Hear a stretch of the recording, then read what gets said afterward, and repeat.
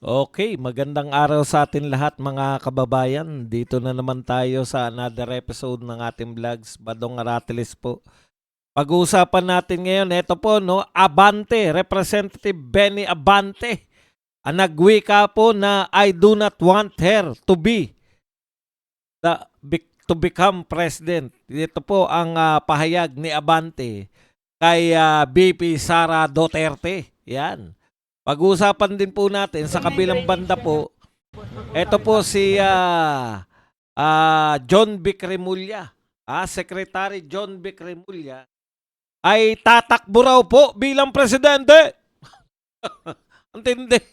Yan po mga pag-uusapan natin at iba pa po mga balita. Pero bago yan, kung bago ka pa lang dito sa ating channel, mag-subscribe ka na. Dahil ito lang ang tanging channel na may kinikilingan, may pinapanigan. Una sa balita, huli sa impormasyon, kaya ano pang hinihintay nyo? Pindot na. Okay, pag-usapan natin mga kapatid, no? Pero mga kapatid, pag-usapan po natin dahil po ang pastor na si Abante ay hindi po naniniwala na karapat dapat maging presidente si BP Sara Duterte. Ang tanong ko naman, alam mo, Pastor Abante, wala ka. Ano ngayon? Pastor, ano ngayon kung hindi ka naniniwala na dapat maging presidente? May bilang ka ba? Yan yung problema sa iyo, Abante, no? Ikaw nga, hindi mo, parang si Abante, parang si Trillanes eh. Anong karapatan ninyo na magpanukala na ito mananalong presidente, ito dapat gawin, ito dapat. Ikaw nga hindi ka nanalo sa distrito mo eh. Ulitin ko, talunan ka. Hindi ka nanalo. Dinisqualify nyo lang yung nanalo. Kaya ka ngayon nakatayo na kaya ka nakaupo pala nakatayo. Kaya ka nakaupo bilang congressman ay na-disqualify yung kalaban mo na tumalo sa iyo diyan sa distrito mo. Anong karapatan mo na sabihin na ayaw mong maging presidente? Wala kang pakialam. Wala kaming pakialam sa iyo. Yung mga kadistrito mo nga hindi na naniwala sa iyo. Talunan ka. Hindi mo ba naintindihan yung ibig sabihin nun? Hindi ka gusto ng mga kadistrito mo. Kaya ka natalo. Tapos ikaw pa magpapasya kung sino ang pwedeng maging presidente. Wala kayong pakialam. Gusto siya ng taong bayan. Kayo ang hindi gusto tapos umiepal pa kayo. Okay. Ito ang katwiran niya. Pakinggan nyo lang. I do not want her to become president. I don't think, sabi niya, I don't think she is. I do not want her to become president. If we believe that the former president is quite bad, she is worse. Yan po ang pahayag ni Abante, no? Kaya pala. So, kung tayo po, kumbaga, mas malala siya kay Duterte, kay Tatay Digong. So, kung naniniwala raw tayo na ang dating presidente ay bad, quite bad, o masamang tao. Kung sa paniniwala natin si Tatay Digong ay masamang tao, ay mag-isip-isip daw tayo. Dahil mas worse daw si BP Sara Duterte kaysa kay Tatay Digong. Kung ang tingin natin kay Tatay Digong ay masamang tao, paano kung ang tingin natin kay Tatay Digong ay napakahusay? O didoble rin si BP Sara? Mas mahusay din si BP Sara? Yun po yun eh. Kayong mga dilawan, kayong mga baliktarin, kayong mga Marcos loyalists, naniniwala na worse si Tatay Digong na presidente. Kaya, mas worse si masamang tao si Tatay Digong, kaya mas masamang tao si BP Sara. Kung ang paniniwala naman ng mga Pilipino ay si Tatay Digong ay napakahusay. Ako nga, paniniwala ko, hindi lang napakahusay na presidente. Si Tatay Digong po ang pinakamahusay na naging presidente ng Pilipinas. Sa akin palagay.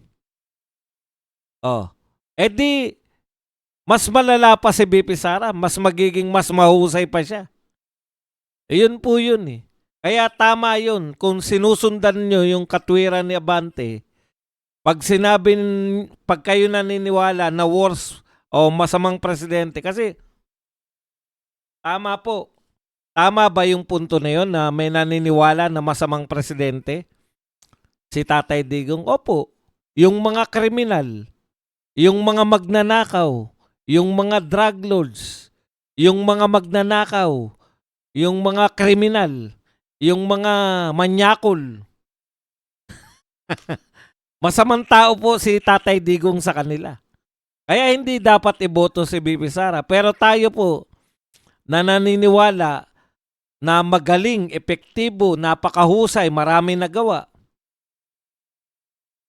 Kagalang-galang, iginagalang ng buong mundo. Yun po, importante po yun eh. Yung pong pananaw sa atin ng mga iba't ibang lahi. Panahon po ni Tatay Digong ay talaga namang tayo po ay sikat. Ang Pilipinas po ay sikat dahil naiinggit sa atin. Marami pong bansa nakikipag-swap. Sabi ng mga taga-ibang bansa, baka pwede nyo namang ipahiram sa amin yung presidente nyo para tumino tong bansa namin. Isang presidente lang po ang pagitan. Mula po sa pinakamagaling na presidente, mula po sa presidenteng hinahangaan ng buong mundo. Ngayon po, isang presidenteng hindi na siniseryoso. Isang presidente na ginagawang katatawanan. Isang presidente na ayaw seryosohin ng mga world leaders. Ang bilis bumaliktad, no? Isang personalidad lang po, isang presidente lang po ang nabago, isang tao lang ang nabago sa Malacanang. Yung pananaw ng mga ibang lahi sa atin, biglang baba. Real talk lang po tayo. Kaya Abante, ito lang masasabi namin sa'yo. Sabi mo, ayaw mo maging presidente si BP Sara? Ito lang ang sagot namin, wala kaming pakialam sa'yo. Wala kaming pake. Ano ngayon, may bilang ka ba? Wala ka namang bilang eh. Sarili mo ng distrito, hindi mo maipanalo eh. Magpapayo ka pa sa mga tao na ayaw mo ng presidente si BP Sara. Wala kaming pake. Okay, punta tayo sa ibang balita. Ito po ang pahayag naman ni Greco Bellica. Both Revilla and Romualdez were identified by the same witness. Ang tinutukoy niya po ay si Bernardo, si Alcantara at saka si Hernandez. Etong tatlong testigo raw na to, pare-pareho pong tinuturo si Revilla at saka si Romualdez. Okay. To have benefited from kickbacks from flood control ghost projects. But only Revilla is in jail. That is not justice. That is a sacrifice and a message to everyone to toe the line or suffer the same fate. Okay, ang ganda po ng pinunton nito ni Greco Bellica, no? Kung ang set ng testigo, tatlong testigo, nagtuturo pareho kay Martin Romualdez at saka kay Revilla na kay Martin Romualdez at saka kay Revilla, pareho nilang tinuturo na may kickback. Parehong may kickback si Revilla. Actually, ang turo nila, ang sinasabi ng mga witness, mas malaki di hamak yung kickback nito ni Martin. Bakit nga naman, kung ang pinagbabatayan nyo ay same witness, bakit yung isa ni halos walang kaso, yung isa nakakulong? Hindi po yan, hindi po yan justice. Kung hindi, yan po ay pagpapakita ng mensahe na dapat ang mga tao ay sumusunod kayo, toe in line. O, yan po. Yun lang. O, eto na naman po. Pumuporma na naman po. Akalain nyo, no? Ang galing talaga nito ni Vince Dizon, no? Napakahusay. Kakausapin lang yung mga engineer niya sa DPWH. Particular dito sa Pampanga. Nakaharap pa yung mga press. Nasa labas pa sila. Kaya wala kang natatrabaho eh. Mukha kang press release, press conference, press release. Yung Cabral files ang gusto naming pag-usapan mo eh. Yang mga utos-utos na ganyan, forma lang yan.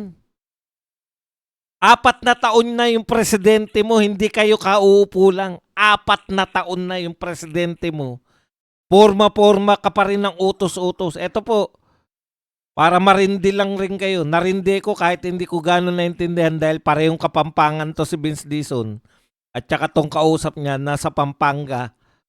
Ito po ang sinabi nila. Ay, May area po July. Pero po, nga po. masyado yung magambat, boss. Kinopress niya po. Eh, pwede. Contractor po hanggang pong May po. Kailangan before June. Sige, sige. Di pwede! Kailangan before June! Di pwede! Kailangan before June! Parang kala mo talaga, pagdating ng June, pakita nyo sa amin na may nagawa kayo, ha? Before kawalan mo. Oo. May boss. Pangako Oo. mo. So, kaya na yun eh. Paved na yun eh. So kaya na nene, 5 na nene. So kaya na nene, 5 na nene. Yung panay kayo forma. Panay kayo turo-turo. So kaya na nene, 5 na nene. So kaya na nene. Ibig niya sabihin, kaya na to, mapapasimento na. Yan pa kayo nag-usap sa harap ng press. Yung mga press naman, laway na laway. Please. Parang ano eh. Ang po kaya ba yung drainage? Siyempre. Apo kaya niya, siyempre. Turo kayo ng turo. Wala kayo nagagawa talaga. 4 na taon na yung presidente. Kaya na nene, pwede na nene. Walang katotoran. Presscon. Ito po ang tanging ginawa ng ano na to, ng administrasyon na to. Wala nang ginawa kundi presscon. Lahat nagpe-presscon. Kaya na nene. Magtrabaho kayo. Huwag kayong humarap sa press. Sabunin mo yung mga lintik na yan. Pinapakita. Inuutos ko. Makita nyo press ha. Inuutos ha. Pumunta ron sa may papunta ng Bicol. Ayan. Yumuyugyug tayo. Bantayan nyo po yan. Tapos na termino na lang. Yumuyugyug pa rin sila. Ayan na nene. Parinig ko lang yung boses niyang lintik na Dizon yan. Nabubuisit na ako eh. Silang dalawa ni Auntie Claire ang makita mo pa lang at marinig.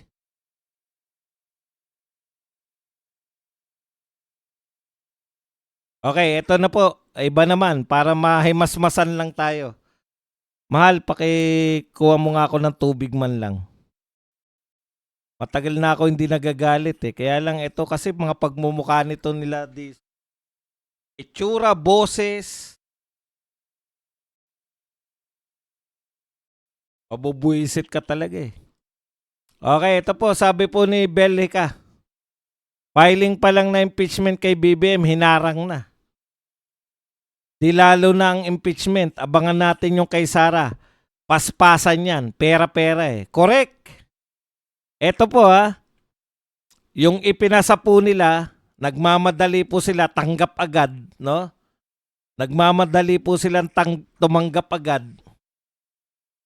Yun pong unang impeachment. Ang dami na pong nakasuri na mga abogado. Yung mga abogado po nagsasabi, yung congressman na abogado, si Erese. Paki-correct na lang ako. Alam ko abogado yan eh, pero baka hindi pala abogado.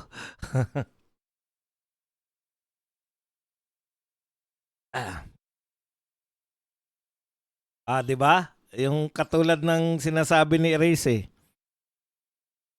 sinilip niya yung impeachment na complaint Tama naman, mukhang magaganda, 'di ba? Kasi nasuri namin yung mga articles of impeachment, mukhang ayos naman Yung kay De Jesus.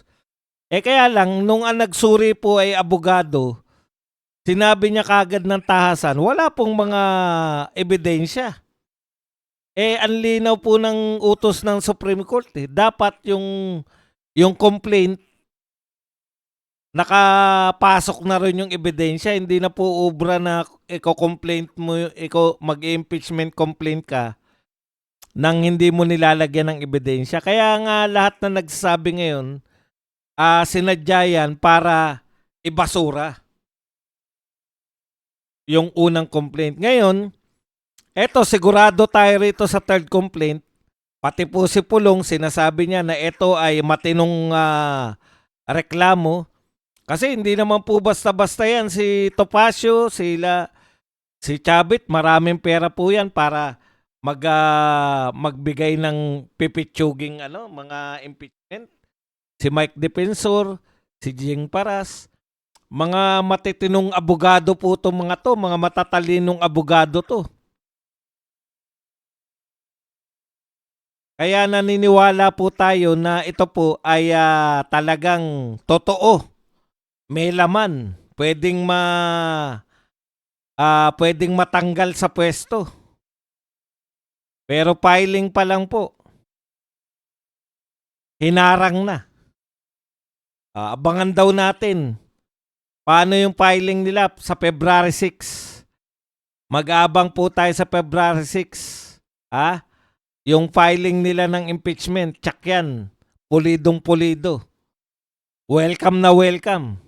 Nariyan lahat ng media, lahat po. Nako, welcome na welcome po yan. Okay, punta na po tayo rito sa ibang balita. Aba, eto po, good news. Mula po sa Department of Tourism. Ito po ang sinabi ng DOT. Kakulangan ng hotel rooms, pinangangambahan pagsapit ng 2028 dahil sa pagdagsa ng mga turista. Congratulations! Dadagsa daw po at baka kulangin po ang mga hotel rooms natin. Galing talaga ng ng Department of Tourism. Mamomoblema daw tayo dahil kakapusin ang mga hotel rooms. Dahil po dadagsain tayo ng turista. Hindi nga lang ngayon, sa 2028 pa raw. Kaya ba yan sa 2028? Alam po ninyo, iba na presidente sa 2028. Malamang may pag-asa na.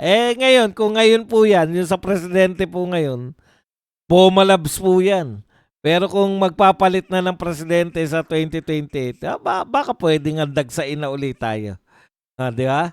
Okay. Eto po, nako. Umaangal po si Congressman Garjola. Sabi po ni Garjola, isa po ay nananawagan. Ayan. Ito po ay si Garjola po ay dumulog sa Court of Appeals para orderan ang Bilyonaryo News Channel. No? Gusto niyang ipatigil. Kasi po yung Bilyonaryo News Channel, siya po ang naglabas ng nakaprenis daw po yung asset nito ni Garjola. Sabi po ni Garjola, dumulog siya sa Court of Appeals na magkaroon ng gag order o pigilan yung Bilyonaryo News Channel sa paglalantad na siya ang yung kanyang mga ari-arian ay na-freeze ng AMLAC. Okay, ano po yung nakikita natin problema dito? Ito po yung nakikita natin problema no? Kasi violation daw yun ng AMLAC na confidentiality ng AMLAC. Bakit daw nilabas ng bilyonaryo? So, pinatatanggal po no ng ni Garjola, ni Congressman Garjola, yun pong article ng Bilyonaryo News Channel na naglalahad na nakapress po o freeze yung kanyang mga asset ng AMLAC. Ito po ang problema, no? Ang katwiran niya, wala naman daw siyang kaso. Bakit po? Kasi siyempre masisira yung maganda niyang pangalan, di ba? Masisira yung pangalan na kanyang itinatag. Yung kanyang walang dungis na pangalan ay nasisira dahil sa news article na to ng bilyonaryo. Kaya gusto niya pong ipatanggal yung news article na yan ng bilyonaryo. Okay. Dahil wala daw po siyang kaso man lang. Akalain niyo yun? At dahil po dyan, natuklasan namin na wala pala kayong kaso. Ano ba na? Nakapraise po yung asset. Kung susundan natin tong bilyonaryo, nakapraise yung asset. Marami siyang asset na prenis ng AMLAC. Yung pala walang kaso. Paano mangyayari yun? Nakapraise yung asset tapos walang kaso. Hindi po ako abogado pero eto po, ang tagal na po nababanggit tong Garjola na to na contractor. Ang tagal na po nababanggit itong Garjola na to na yung mga pamilya niya na contractor ay patuloy, no? Malaki ang bahagi. Nilalantad to ni Libiste, no? Malaking parte ng Pilipinas ay kontrolado ng pamilya niyang mga kontraktor. Hindi, yung nakukopo pala, hindi kontrolado. Yung nakukuha, nakakakuha pa rin hanggang sa kasalukuyan. Akalain niyo yun? Kaya nakapokus lang kayo sa Bulacan para hindi namin maintindihan yung nangyayari sa iba Ping Lacson, Blue Ribbon Committee, kaysa ka nagsasabi na binabastos ka ni Marcoleta at saka ni Amy Marcos. Eto palang si Garjola, wala pang kaso.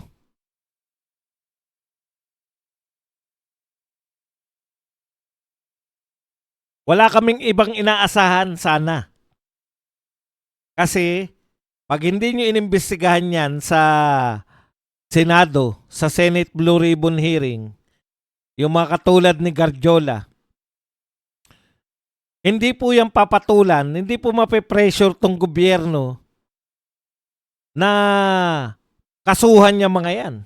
Kasi hindi kilala ng mga tao 'Di ba? Ang kilala lang mga taga Bulacan lang. Bulacan, Diskaya at saka tatlong Paano tong mga iba? Yan po yung kaysa dakdakan ng dakdak sa press conference tapos dadakdakan mo na naman na binabastos ako ni Marcoleta. Bastos si Marcoleta. Minarkoleta ako ni Marcoleta. Magtrabaho po kayo. Badong, di mo ba naiintindihan? Hindi mo ba talaga naiintindihan yung courtesy? Interparliamentary courtesy? Naintindihan ko po yung interparliamentary courtesy.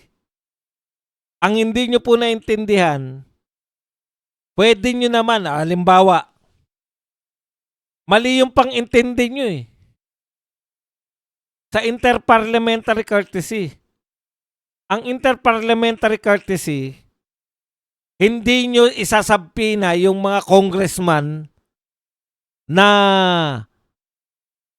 pinaghihinalaan na involved dyan sa malawakang pagnanakaw sa flood control. Hindi nyo sila isasabpina. Pero pwede nyo silang imbitahin. Kung hindi sila dumalo, wala kayong magagawa. Pero may magagawa kayo, hindi ibig sabihin na hindi nyo na sila iimbestigahan.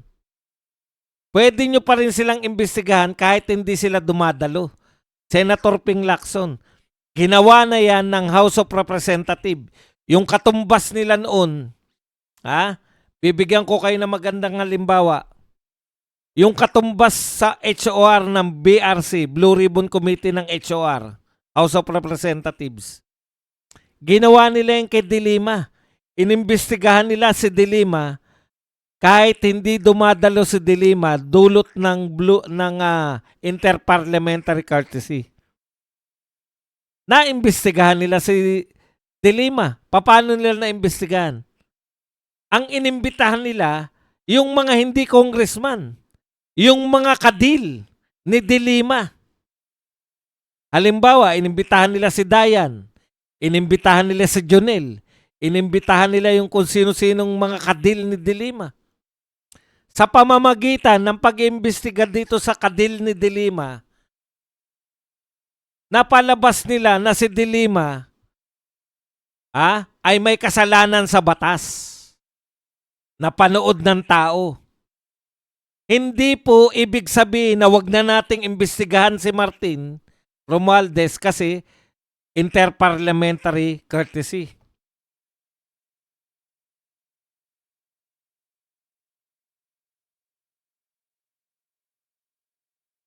Pwede nyo pong imbestigahan si Martin sa pamamagitan po ng mga nakadil ni Martin. Halimbawa, sundan nyo yung kay Diskaya.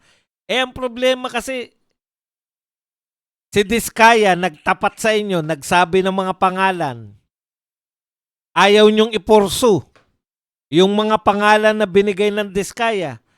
Kasi lalabas na mas may pakinabang pa yung hindi state witness kaysa sa state witness.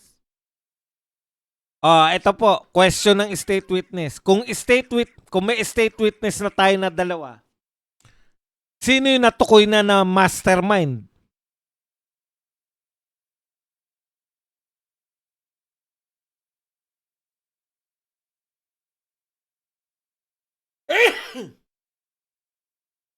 Ang intention nyo yata sa pagkakaroon ng state witness para matabunan yung mastermind. Ang alam po namin, kaya kayo nagkakaroon ng state witness dahil gusto ninyong mahuli yung mastermind. Pero ang lumalabas po, instead na gusto nyong huliin yung mastermind, lumalabas po na gusto nyong protektahan yung mastermind kaya sila yung state witness. Yung state witness na nagtuturo sa mastermind, hindi nyo hinahanap, ayaw nyo gawing state witness. Okay, isa pa. Hindi ba pwedeng gawin ninyo kay Martin Romualdez? Hindi ba pwedeng gawin ninyo kay Martin Romualdez yung pag-imbestiga noon ng House of Representatives? Hindi naman dumalo si De Lima. Naalala ko lang bigla. Hindi po dumalo si De Lima noon. Pero ang inimbestigahan ng magagaling na mga taga-House of Representatives, ang kanila pong mga inimbestigahan, kayo ingat. Okay lang. Kayo. Okay.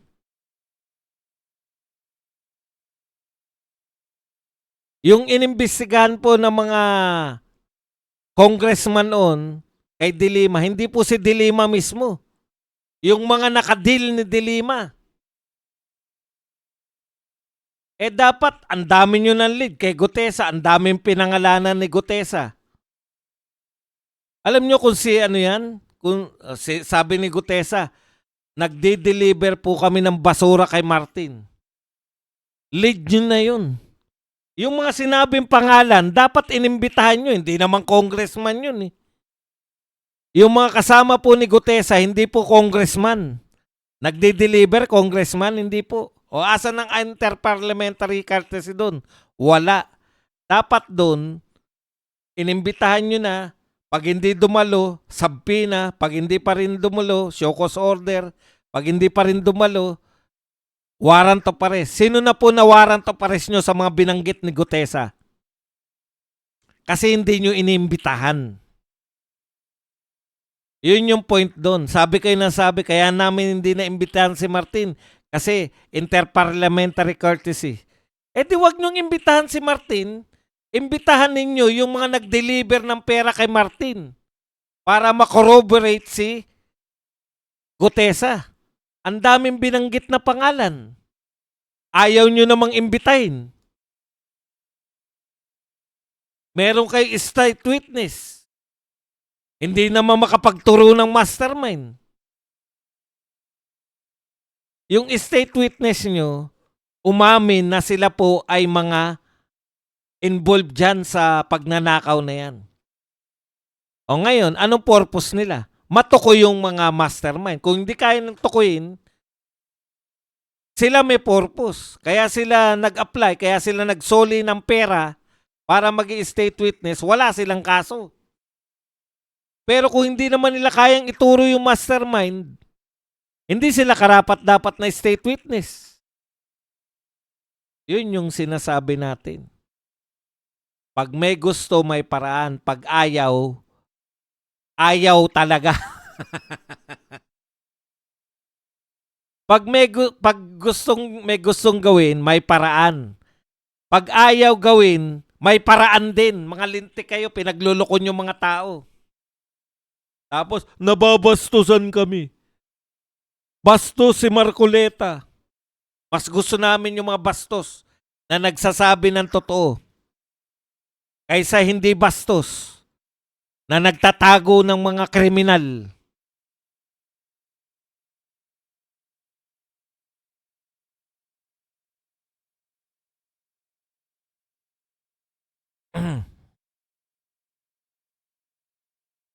Okay.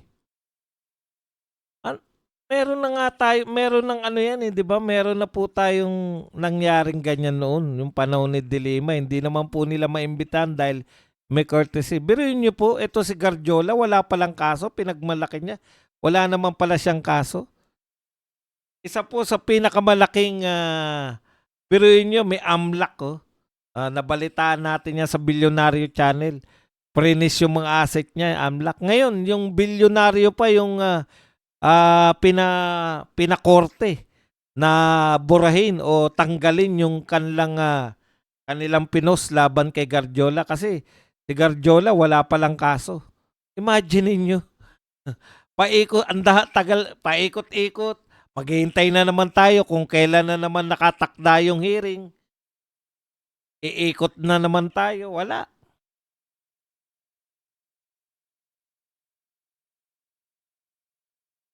Okay, meanwhile, balik po tayo rito sa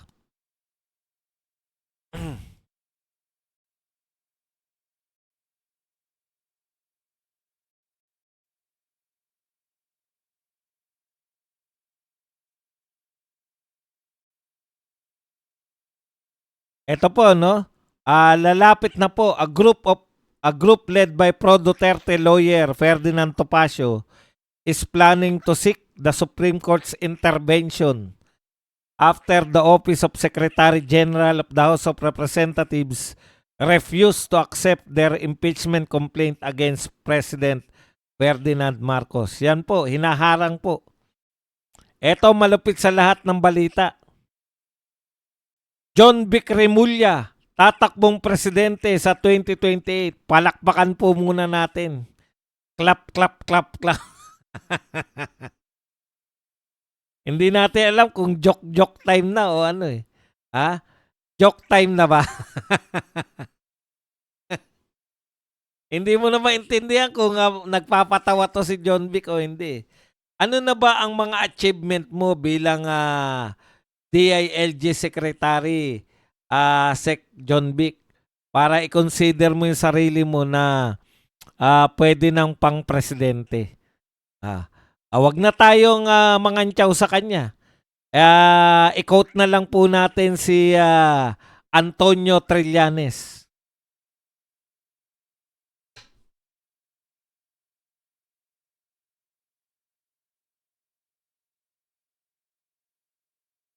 Alam niyo po, napakarami po na anong tawag dito? Yung ano na nga tawag natin doon sa mga wanted sa batas? Pugante. 'Di ba? Napakarami pong pugante ngayon, panahon na to. Nariyan po si Saldico, no? na may warrant of arrest na. Nariyan po si Pantag at iba pa. Leonardo, no? Pati si Bato, hinahunting mo. Tapos, ano sabi ni Trillanes? Ikaw ang may pangunahing tungkulin diyan sa paghanap diyan sa mga taong nawawala. Lalo na kay Saldico, di ba? Consider siya na talagang nagkakaisa tayo. Maka Marcos man, maka Duterte ka man. Alam mo na si Saldico ang isa sa tatlong pangunahin na mastermind ng flood control project. Alam na natin lahat yan. So, tapos si Martin, bahala na kayo manghula dun sa isa pa. Ibig sabihin, lahat tayo naniniwala si Saldico na dapat managot sa batas. Pero kung siya po ay, kaya po natutuwa tayo, kahit alam po natin na si Saldico po ay may ginawang pagnanakaw dyan sa flood control project, natutuwa tayo kasi at the same time, binulgar niya yung kanyang mga kasabwat. Ito nga po si Martin Romualdez at ang ating mahal na Pangulo, sinabi niya rin po na meron din pong insertion dito po sa BICAM Committee. Ano po ang punto natin, no? Ang dami pong pwedeng habulin pero alam nyo, may mga sumikat tayo, sumisikat po yung mga kapulisan nung araw. Yan sila Lacson. Nung PNP chief yan. Marami sumikat na pulis eh. Alam nyo kung paano sila sumikat? Pinaparada nila yung mga nahuhuli nila mga kriminal. Kidnap for ransom na mga kriminal. Di ba? Uso dati yan. Pinaparada nila tapos may press con. Pag may mga nahuhuli. Kaya yung mga sikat yung mga pulis eh. Sila Alfredo Lim. Di ba? Mga pinaparada nila yung mga nahuhuli nila. Doon po sila sumikat. Nagpapapress con. Uso po nun yung mga alagad ng batas, nagpapapress con pag may nahuhuling mga kriminal. Sa panahon po ng mga Rimulya, nagpapapress con kahit walang nahuhuli. Nagpapapress con kahit walang balak hulihin. Halimbawa po, nang papress con nila, nagpapress con ng tungkol dito sa nanuhol. Sinusuhulan kami ng 1 bilyon. Asan yung nanunuhol? Hindi po namin sasabihin kung sino. Kasi baka i-deny. Daig pa kayo ng bata eh. Si Libiste, una nakilala si Libiste dahil sinusuhulan siya. Anong ginawa ni Libiste? May nanunuhol sa kanya. In-entrapment niya. Entrapment operation. Sinusuhulan siya. Pinakulong niya yung nanunuhol. John Vic, nag-announce na may nanunuhol. Sino po nanunuhol sa inyo? Hindi namin sasabihin, baka i-deny eh. Mapagkamalan pa kaming fake news. Ang panunuhol po, Mr. Secretary, ay illegal. Pag sinuhulan ka, dapat ang una mong inisip, paano mo mahuhuli yung nanuhol sa'yo? Kaibigan niya raw eh. True kaibigan lang. O di kasabwat yung kaibigan mo.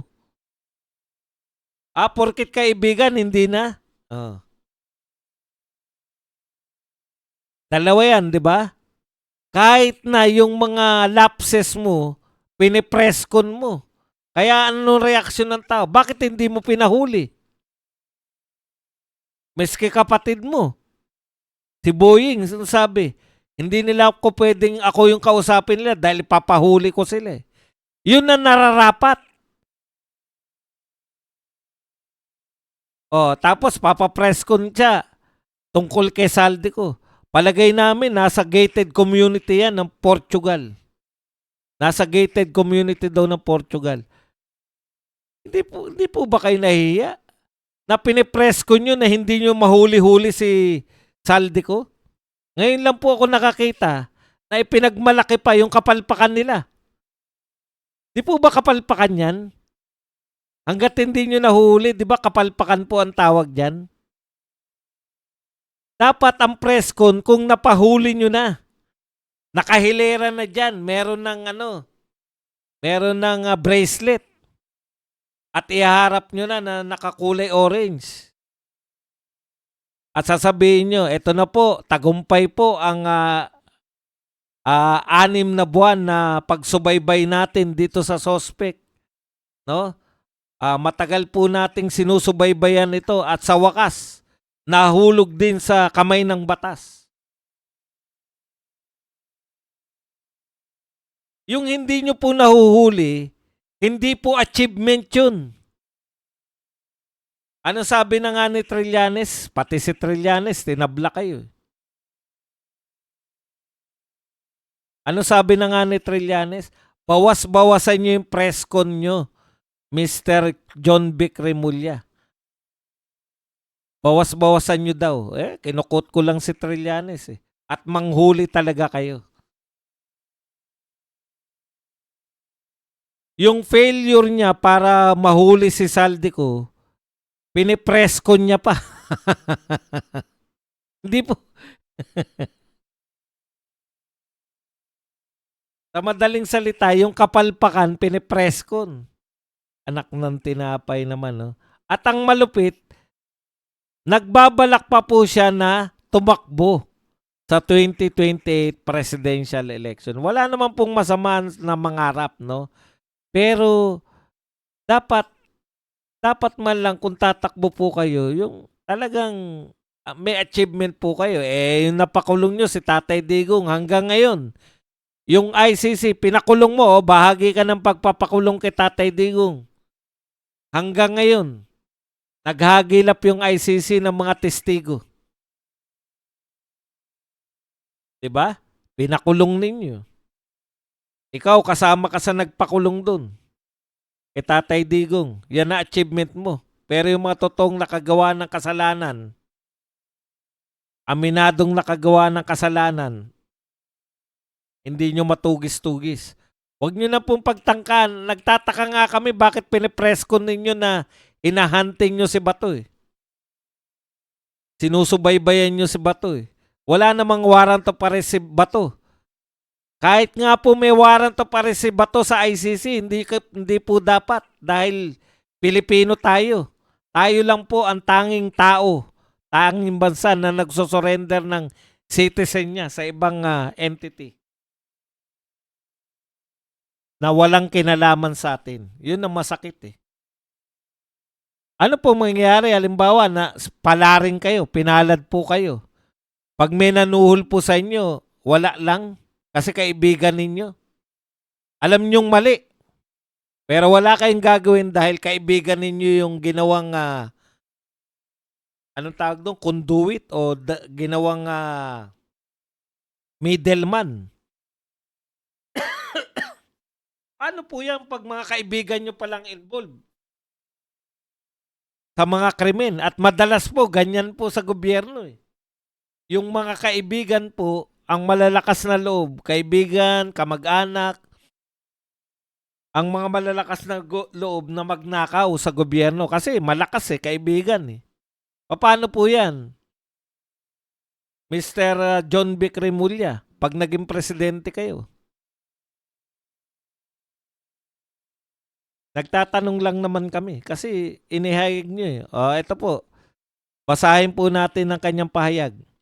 Tatakbong presidente sa 2028, hindi isinasara ni Interior Secretary John Vic Remulla ang posibilidad na tumakbo bilang Pangulo sa eleksyon sa 2028. I've been debating it. It's possible. I know what to do for the country. Hindi, no? Alam niya pala gagawin sa bansa.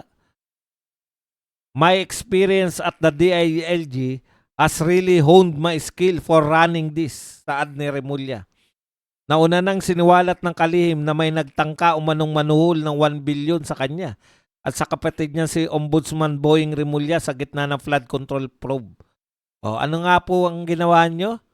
Wala. Bakit? Kasi pwedeng i-deny. Lahat po ng krimen pwedeng i-deny.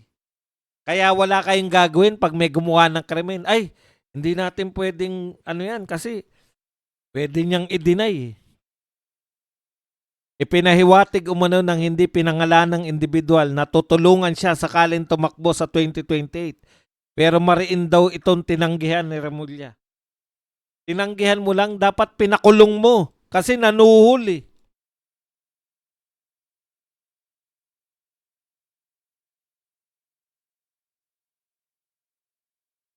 Okay mga kapatid, yan lang po ang ating topic. Maraming salamat po sa inyo lahat. Hanggang dito na lang, hanggang sa muli natin pagkikita-kita. Mamaya po ulit. Dito pa rin sa inyong paboritong tambayan, isyong panlipunan. Padong Aratlis po, paalam, bye-bye. Thank you very much. Love you all. Bye!